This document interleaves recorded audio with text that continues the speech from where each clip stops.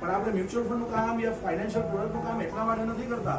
આપણે ફાઇનાન્શિયલ પ્રોડક્ટનું કામ, મ્યુચ્યુઅલ ફંડનું કામ એટલા માટે કરીએ છીએ કે આપણા થકી કોઈક દીકરીના લગ્ન બરોબર થશે, કોઈક દીકરાનું કોઈક દીકરીનું ભણતર બરોબર થશે, કોઈ વૃદ્ધ માણસનું રિટાયરમેન્ટ બરોબર જશે.